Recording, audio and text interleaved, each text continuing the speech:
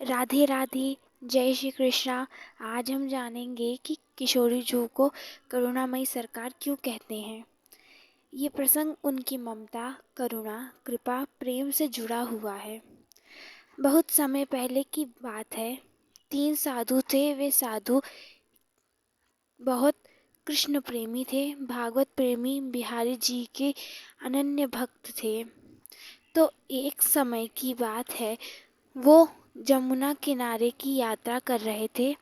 बहुत देर चलने के बाद एक साधु थे। वो उम्र में बहुत बड़े थे और वृद्ध थे, बूढ़े थे।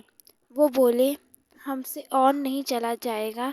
हम इस गांव के मंदिर में आसानी यहीं पर आसन लगाकर ठहर लेते हैं। तुम लोग जा सकते हो, तुम लोग अभी युवा हो, तुमको आगे जाना रहे तो तुम जाओ। तो जो 2 साधु थे वो कहे, हाँ बाबा सही कह रहे हो, हम तो युवा है लेकिन बाबा तो वृद्ध हैं, उनको चलने में दिक्कत होगी। तो ये मंदिर अच्छा है, बाबा यहाँ पर अपना भजन करेंगे। तो यही सब कहकर वे लोग दोनों साधु आगे चल दिए। चलते चलते संध्या का समय हो गया था और बरसाना गांव आने वाला था।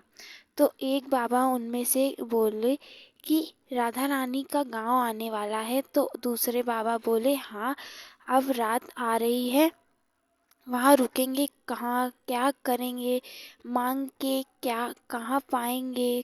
पहले वाले बोले, क्यों मांगेंगे, हम तो राधा रानी के हैं, वो खिलाएगी तो खाएंगे, नहीं खिलाएगी तो नहीं खाएंगे। दूसरे वाले बाबा बोले ने कहा, हाँ मिलाई। अब वे दोनों साधु साथ में बोले, राधे राधे राधे राधे बरसाने वाली राधे। ऐसे बोलते बोलते बरसाना गांव पहुंच गए। अब वे सोचे, चलो जल्दी जल्दी दर्शन कर लेते हैं, शयन आरती होने वाली है, वरना पट बंद हो जाएगा। अब वो अपनी गति बढ़ाकर चलने लगे। तो जब वे ऊंची अटारी पहुंचे तो बहुत सजावट हुई थी। लग रहा था जैसे कोई उत्सव है। दोनों साधुओं ने बड़े प्रेम से प्यारी लाडली जू के दर्शन किए, भाव से आरती ग्रहण की। और अब मंदिर के गर्भगृह का पट बंद हो गया था।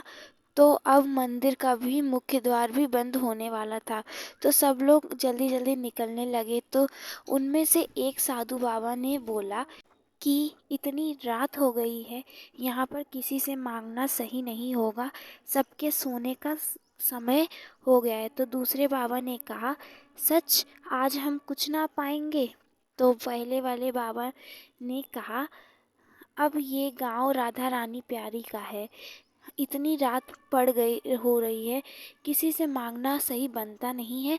तो दूसरे बाबा ने कहा, भैया यहाँ आने की जल्दी में हमने कोई भिक्षा तो पाई ही नहीं थी। तो पहले बाबा बोले, क्या ही होगा, राधा रानी है ना, ठंडी हवा चल रही है, राधे राधे को याद करते हुए सो जाएंगे। अब दोनों बाबा अटारी से उतरकर मैदान में अपने अंगोछे को, जो वो अपने साथ रखते हैं, एक कपड़ा होता है, उसको फैलाकर वह लेट गए। और अब यहाँ साधु बाबा को सो गए। लेकिन हमारी करुणामयी सरकार को कहाँ चैन आए। मंदिर के जो मुख्य पुजारी थे सभी काम को देख रहे थे। ज़्यादा देर हो गया था सोते सोते, तो वो सो गए। उनके रात में सपना आता है कि एक छोटी बालिका के रूप में श्री राधा प्यारी आई। तो जब पुजारी जी ने देखा तो वो बहुत खुश हुए, उन्हें प्रणाम किया।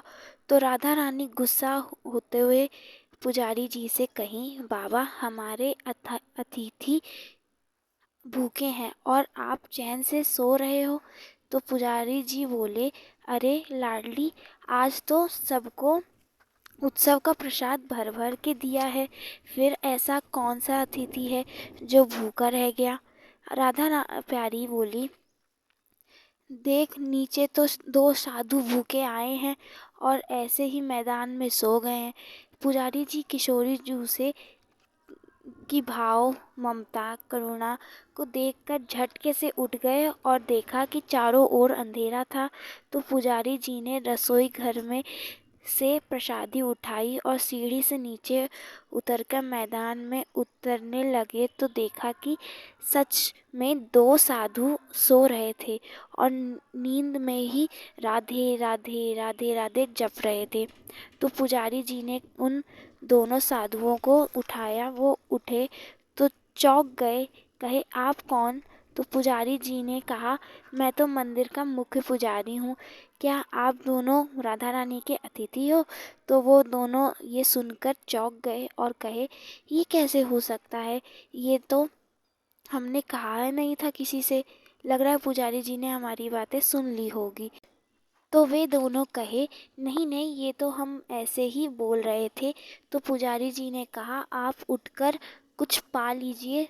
तो वे दोनों साधु उठकर हाथ पांव धोकर प्रसाद जो परोसा गया था वो पाने लग गए। तो प्रसाद में तो बड़ी स्वादिष्ट मिठाई एवं तरकारी थी जिसने साधुओं को मन से तृप्त कर दिया। तो इनके प्रसाद पाने के बाद वहाँ से पुजारी जी चले गए। तो वो दोनों साधु सोचे कि हमारी लाडली कितनी करुणा से भरी सरकार है, और वे दोनों स्वयं को भाग्यशाली समझ रहे थे, महसूस कर रहे थे। तो उन्होंने भारी प्रसाद खाया था तो तुरंत सोना सही नहीं था। तो कुछ देर वह चलने के बाद राधा राधा कहते कहते सो गए। उन दोनों को सपने में आया जिसमें उनको राधा रानी के दर्शन हुए। तो राधा रानी ने कहा बाबा अच्छे से भोजन पा लिया, तृप्त हो गए, भूख मिट गई? तो साधुओं ने कहा कि लाडली आपने इतनी कृपा की, हमारी आत्मा भी तृप्त हो गई। तो राधा रानी ने कहा बाबा पुजारी जी ने आपको भोजन तो पवा दिया लेकिन मेरा पान बीड़ा का प्रसाद पवाना भूल गए। तो मैं वही पान बीड़ा प्रसाद आप स्वयं से लाई हूँ। अब राधा रानी की ये बात सुनकर उन दोनों साधुओं को एक अचंभा हुआ कि किशोरी जी हमारी कितनी ख्याल रखती हैं। ऐसा कहते ही और उनके मुख से अब कोई उनके मुख से कोई शब्द निकल ही नहीं रहा था। राधा रानी मुस्काई और पान बीड़ा का प्रसाद उनके सिरहाने रखकर चली गई। उन दोनों साधुओं की नींद साथ में उठी और कहा भैया अभी राधा रानी हमारे सपने में आई थी। तो दूसरे बोले हाँ हाँ मेरे सपने में भी आई थी। अब दोनों साधुओं ने सिरहाने पर देखा तो उनके सिरहाने पर पान बीड़ा का प्रसाद था। दोनों साधुओं के रोम रोम में जैसे बिजली दौड़ी हो, उनके रोंगटे खड़े हो गए। तो दोनों प्रेम में, रस में, भाव में रोने लग गए कि कितनी करुणामयी सरकार है, कितनी ममता भरी सरकार है, कितनी प्रेम से भरी सरकार है जो हमारी इतनी इतनी चिंता करती है। उनकी इस इच्छा को पूरी करने स्वयं श्री राधिके अपने निज महल से उतर कर नीचे आई। इसलिए तो हमारी प्यारी श्यामा प्यारी राधे को करुणा भरी सरकार कहा जाता है। आप सभी को प्रेम से राधे राधे, जय श्री कृष्णा।